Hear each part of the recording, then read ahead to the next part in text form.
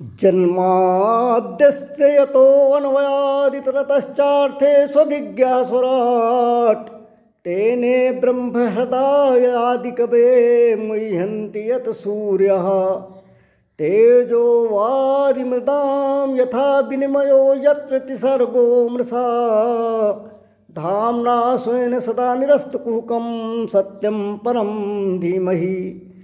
भगवत चरणानुरागी भक्तगण, अभी तक हमने यह जाना कि श्रीमद् भागवत महापुराण वेद रूपी कल्प वृक्ष का अति परिपक्व फल है, जिसमें भगवत रस भरा हुआ है। इसलिए इस भगवत रस रूपी फल का बार बार जितनी बार चाहे, जितना चाहे उतना पान करिए। अब प्रश्न यह उठा कि ज़्यादा पान करेंगे तो अजीर्ण होने की स्थिति उत्पन्न हो सकती है। तो व्यास भगवान कहते हैं कि नहीं, यह ऐसा परिपक्व फल है, ऐसे परिपक्व फल का रस है जिसको पान करने से अजीर्ण नहीं होता, अपितु जितना पान करिए, जितना अधिक पान करिए उतना अधिक पिपासा बढ़ती है। इस भगवत रस रूपी अमृत फल के पीने से नित्य नवीनता आती है। जितना आप इसको पान करेंगे, नित्य नवीन भगवान के चरित्रों का ज्ञान होगा। आज हमने इसी भागवत महापुराण की कथा का श्रवण किया, और जब अन्य दिवस में इसी पुराण की कथा का श्रवण करेंगे तो निश्चित रूप से कुछ न कुछ नवीन तथ्य, नवीन अध्यात्म की बातें, नवीन भगवान के चरित्र सुनने को मिलेंगे। इसलिए इस अमृत रस को जितना पिया जाएगा उतना ज़्यादा भगवान के चरित्र रूपी रस को पीने की इच्छा जागृत होगी। इस प्रकार से श्रीमद् भागवत महापुराण के मंगलाचरण का गान किया गया, चिंतन किया गया। अब आगे श्रीमद् भागवत महापुराण की कथा में प्रवेश करते हुए पावन भूमि, पावन तीर्थ स्थान नैमिषारण्य चलते हैं। नैमिषे निमिष क्षेत्रे ऋषयः शौनकादयः सत्रं स्वर्गाय लोकाय सहस्रसममासत्। अब नैमिषारण्य नामक पावन तीर्थ में शौनकादिक 88,000 ऋषि एकत्रित हैं, और वहाँ पर वे सहस्त्रों वर्ष तक सत्र यज्ञ करने के लिए तत्पर हैं। प्रश्न ये उठता है कि नैमिषारण्य को ही इस सहस्त्र यज्ञ को करने के लिए क्यों चुना गया। इसके संबंध में यह अवगत होना है कि एक बार सभी ऋषियों ने ब्रह्मा जी से प्रश्न किया कि हे प्रभु, कृपा करके हमको कोई ऐसी पवित्र भूमि बताइए जो भूमि हमारे भक्ति के लिए उपयुक्त हो, अनुकूल हो। हमें सर्वकाल सहस्त्रों वर्षों तक भक्ति करने की इच्छा है, भगवान के गुणानुवाद करने की इच्छा है। भोग की भूमि में काम के परमाणु घूमते रहते हैं। गृहस्थों का घर भोग भूमि है, घर में भक्ति तो हो सकती है, पर सर्वकाल भक्ति नहीं हो सकती है। काम के परमाणु मन को बिगाड़ते हैं। गृहस्थों का घर बहुत पवित्र नहीं कहा जाता है। जिन घरों में जैसे कर्म होते हैं, उस कर्म के सूक्ष्म परमाणु उन घरों में रहते हैं। काम के परमाणु मन को बिगाड़ते हैं। इसलिए ऐसी कोई पवित्र भूमि अवगत कराएं जहाँ पर काम का परमाणु हमारा मन न बिगाड़ सके।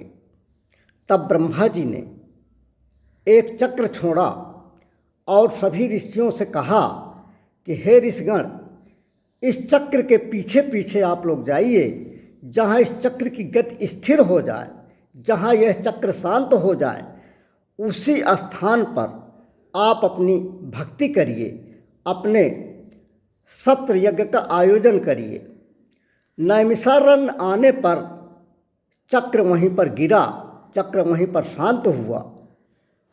तब ऋषिगण ने उसी नैमिषारण्य नामक स्थान पर इस सत्र यज्ञ का आयोजन किया है। हमारा मन भी जिस प्रकार चक्र का पहिया घूमता रहता है, चक्र स्थिर नहीं रहता है, उसी प्रकार हमारा मन भी स्थिर नहीं होता है। एक ठिकाने पर स्थिर रहने में मन को अच्छा लगता ही नहीं है।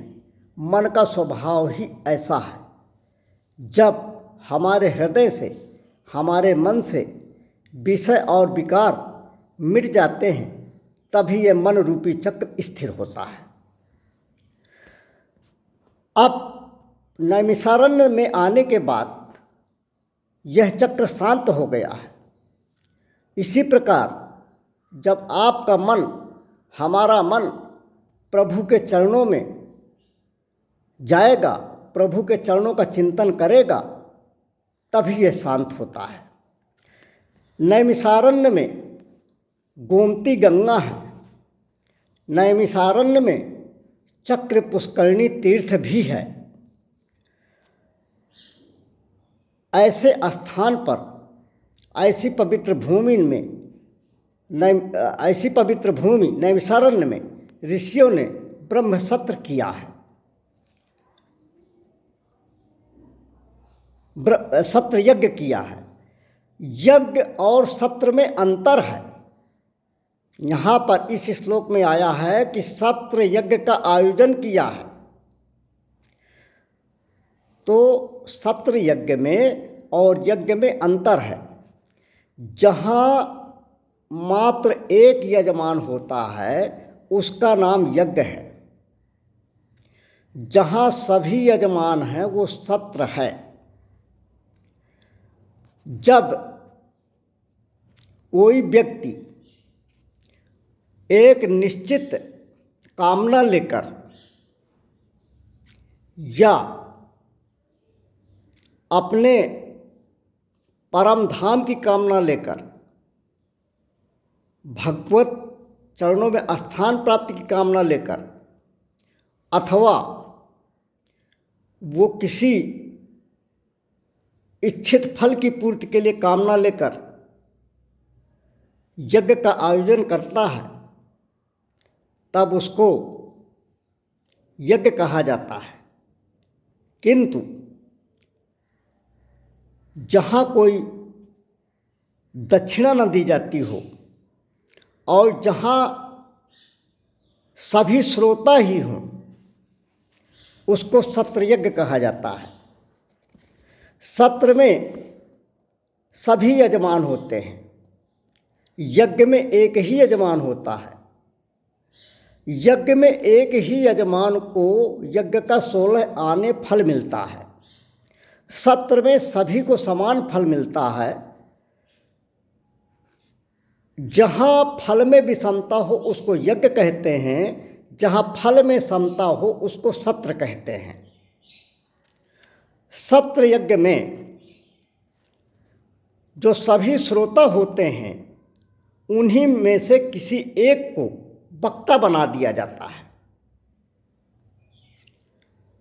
और वक्ता कथा कहते हैं, श्रोता सुनते हैं, और जब कथा समाप्त होती है, सत्र यज्ञ समाप्त होता है, तो उससे जो अर्जित पुण्य होता है वो दक्षिणा के रूप में सभी सत्र यज्ञ में सम्मिलित ऋषि मुनि और संतगण आपस में बांट लेते हैं।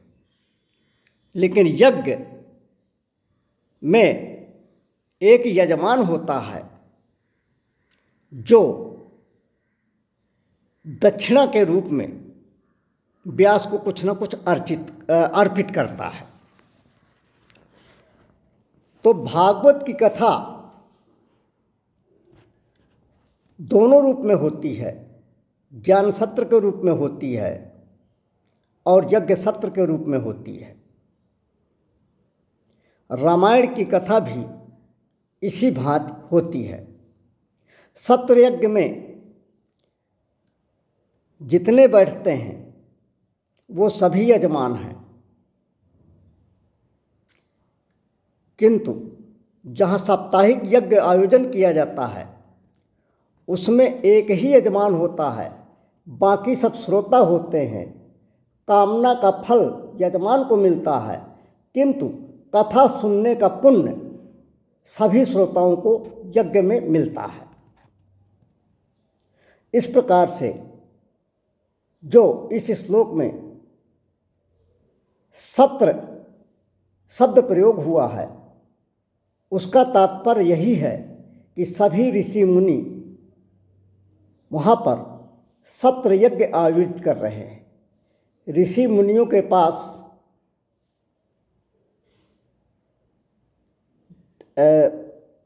मुनियों के पास दक्षिणा देने के लिए द्रव्य नहीं होता है, क्योंकि वे द्रव्य का अर्जन नहीं करते हैं।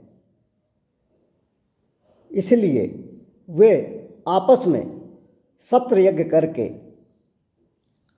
और उससे अर्जित पुण्यों को बराबर बराबर दक्षिणे के रूप में बांटते हैं। इस प्रकार सत्र यज्ञ में जो संतों ने आयोजित किया, जो ऋषियों ने आयोजित किया है, उसमें कोई गृहस्थ भी सम्मिलित हो सकता है, कोई वैष्णव भी सम्मिलित हो सकता है। इस औचित्य पर जब विचार करते हैं तो इसका प्रश्न भी हाँ में है। कैसा भी वैष्णव हो, भले ही बहुत गरीब हो, उसको एक भी पैसा देने की ज़रूरत नहीं है।